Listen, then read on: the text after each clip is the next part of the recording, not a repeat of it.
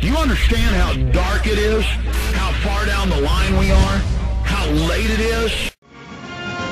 All right, more of your calls and a ton of news coming up. But David Martosco is our guest spokesman for ConsumerFreedom.com. And I happened to, more than a decade ago, get to know somebody who had briefly worked for PETA, but actually at their corporate office in Norfolk, Virginia. And she said it was the craziest thing. They would pressure the employees to go.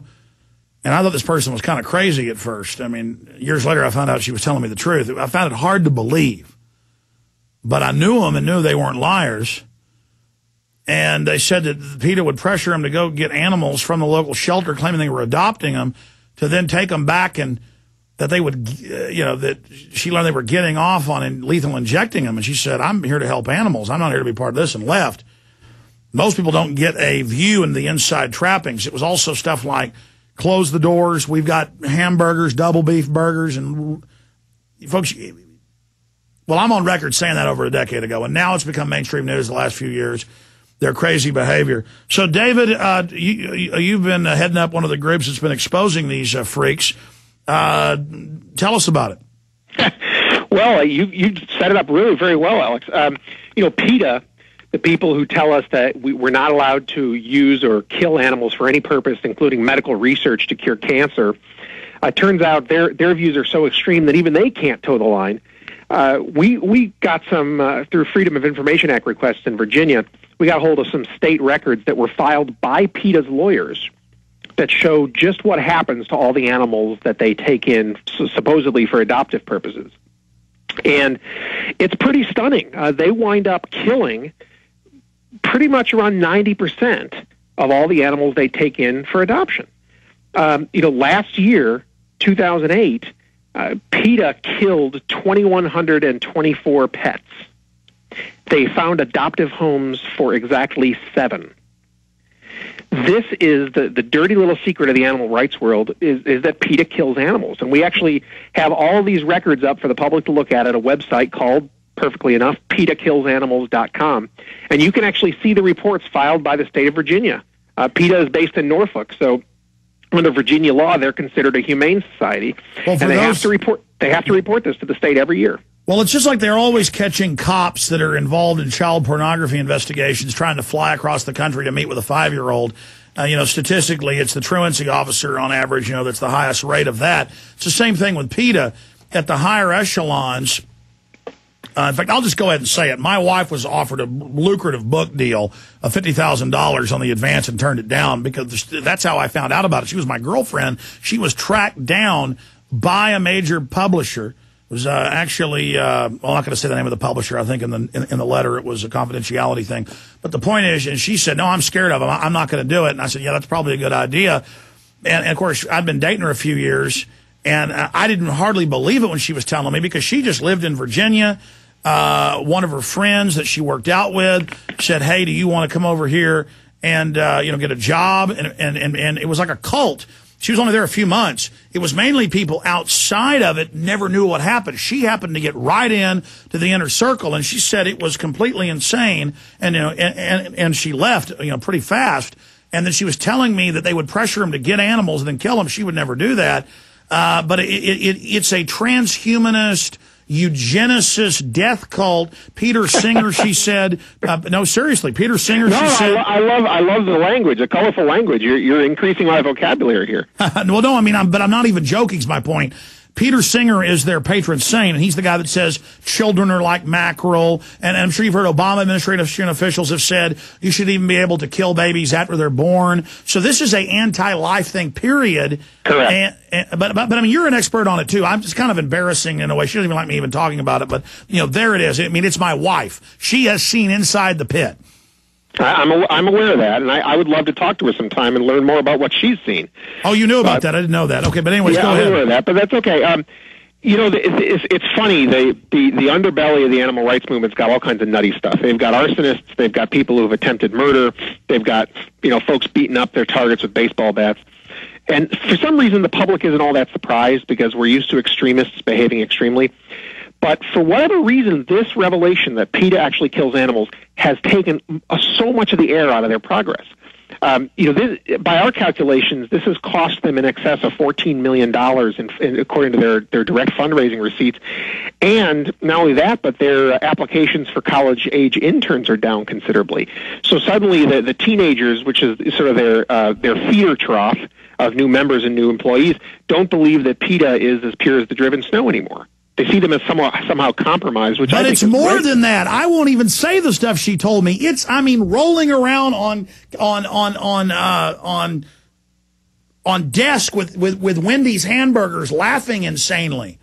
These people are completely out of their minds. That I'd have to see to believe. I can't tell you. I've talked to a few restaurateurs in Norfolk who tell me about some of the PETA employees who sneak away for chicken sandwiches at lunch.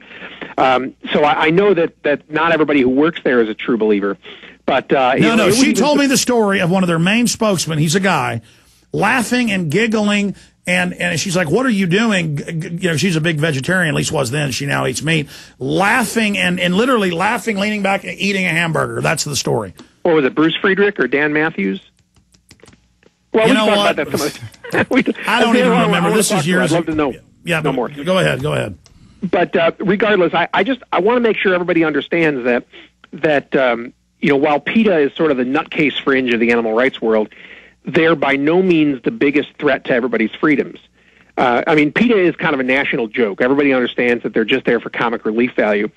You might be surprised to learn that the Humane Society of the United States is actually the group that is a lot more likely to threaten our way of life. This is a group that's basically PETA with a nicer wristwatch and none of those naked interns that we like to look at so much. Yes. But it's got the same exact goals as PETA. They want to push animal use out of the mainstream of society, and they've got $200 million in the bank. They're a fabulously wealthy organization. And this is a tool. This is a tool by the bioethicists, by the zero growthers, by the rewilders who want sustainability. They say they're going to use this to shut down farms, ranches, everything, and they'll use something that sounds reasonable, some sad monkey in a cage, but really it's everything. They want control. You're right. At the end of the day, they want control over our diets because if you control food, it's fuel for humanity, and then you control basically the numbers of how many humans can live or die. Well, sir, this is the same thing with the environmental movement trying to keep genetically modified crops out of Africa. They would love very much to see a population in Africa plummet by any means necessary. Well, David, you've done a lot of research on PETA, so instead of me talking at you, I just didn't know you were aware of some of the stuff I've talked about. Specifically, though, in your research, have you found what we found, that PETA, people like them, they're really just anti-human? We've heard all these announcements from the environmentalists. We got to cut our numbers and all this. At the end of the day, they just want to be able to outvote the rest of their fellow humans. So they say, we represent the bunny rabbits, and we're going to vote for them and take your ranch. I think you're right. It's funny, if you watch Washington at all, you'll know that next Tuesday there's going to be a confirmation hearing for a guy named Cass Sunstein, who is President Obama's pick to run the regulatory office in the White House. He's going to be our regulatory czar, as they're calling him. He's a big animal rights lover. He wants to outlaw hunting and meat eating and biomedical research using animals and all this stuff. And I think, you're going to find suddenly that the animal rights nutties have a friend in the White House. And I think at the end of the day, you're right. It is all about controlling society. The animals are just a placeholder for any other tool that can be used to marginalize traditional American values and basic things like capitalism and free property. Yeah, let me give you an inside scoop. And by the way, my wife has been on the cover of USA Today with PETA, so she really did work with them. I believe you. And no, I'm just telling the listeners, but but anyway, side issue. She's there because she immediately went right to the top in it, just by blind luck or whatever, or because she was smart and they liked her. But she was like, once she found out they were pressuring the lower level people to get animals and then they would lethally inject them there at the office, she said, what in the world is this? And they said, listen, these are invasive species. We want to kill all pet animals, all dogs, all cats. You're right. You've ever seen the bumper sticker that says "Think globally and act locally"? Yes. PETA is acting locally. They're trying to take as many pets out of circulation as they can because their philosophy holds that if more and more Americans have pets in their households, then that's another sort of, as you say, an invasive species that's going to be drained on resources and protein and all this stuff. So they just want to eliminate them, and they're doing it in their own little corner of God's green earth. Yeah, no. I've done the research. I made the film Endgame, and I'm just not joking with listeners. This is an energy cult. And if they can tax carbon, if they can tax all the meat first, which they're now passing, get that control in, the top echelons of this are totally cold-blooded. They don't believe any of it. It's T-bone steaks, finest wines, and it's all about control. It's all about dominating and feudalism and serfdom. Go ahead. Well, I think that's one way of putting another thing that I've said quite a lot, which is that today's activists, especially those coming from the left, want to control society through its food, its labor, and its energy. And those are the three, you control those three things. There's nothing in society that can be done on its own without food, labor, or energy. So this is why you've got an environmental movement. This is why you've got organized labor. And this is why you've got, everybody from the mercury and fish scaremongers to the genetically modified food people who say it's going to give us a third glowing eyeball. They're out to control our food, our labor, and our energy resources. And that's how they're going to remake society. PETA is just one part of a much bigger picture that includes the Greenpeacers, the AFL-CIO, and you name it.